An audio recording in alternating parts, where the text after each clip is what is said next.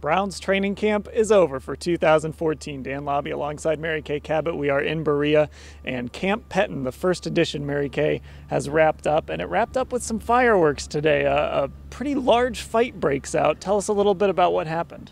Well, I know that Mitchell Schwartz was involved, and there seemed to be some shoving with Justin Staples, and then a lot of other people got involved.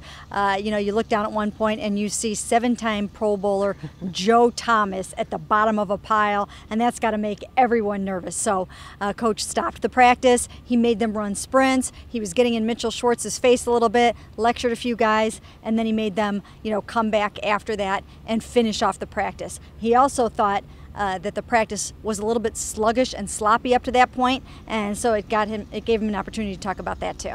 Yeah, it was a little bit of a flashback to Camp Mangini today with making guys run a little bit after the fight. Overall, what did you think of Mike Pettin's first training camp? Well, you know what, I would have to say that there were times when I did think the practices were a little bit sluggish, a little bit slow, not up-tempo enough.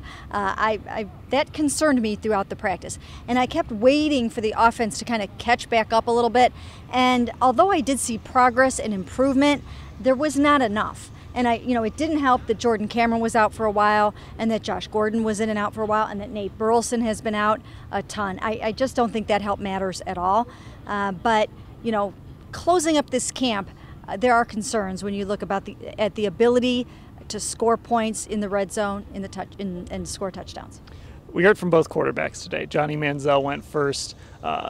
A lot of importance on this second game. Johnny Manziel is not going to start the game, but he is supposed to get first-team reps. What did Johnny say? Did anything stand out to you from him?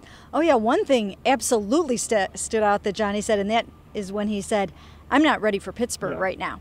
And you know what? He was very honest about that, and he said, "Look, I don't want that blown out of proportion or taken out of context, but right now I'm not ready for Pittsburgh." And you know what? Pittsburgh is coming up very, very quickly. So if he's going to start that game, he would have to get ready very, very quickly.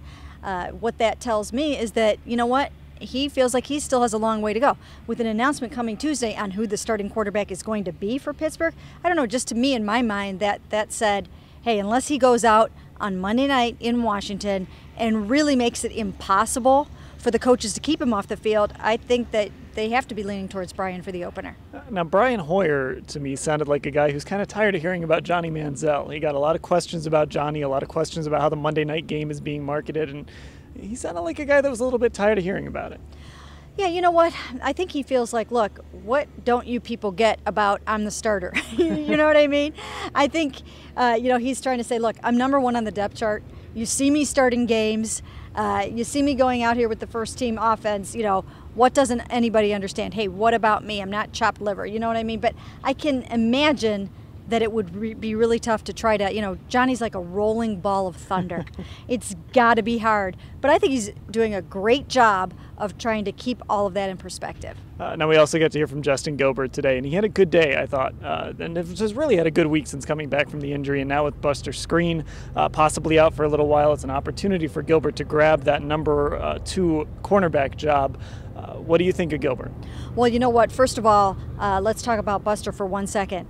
Buster is now out with a thumb injury, and Pettin is hoping that he's back for the opener. I think that's huge. You have to have 3 really good cornerbacks, and they really need to get Buster back. He had a phenomenal camp, I thought, just breaking up passes everywhere. Justin's coming on strong. He missed time with the groin injury, but now he's got to step up into that starting role, perhaps, and be really ready to go. Buster Skrine has also had a very good camp, so it's definitely a tough break for him. We'll see if he's back in time for the opener against Pittsburgh. That's it for training camp. For Mary-Kay-Cabot, I'm Dan Labbe in Berea.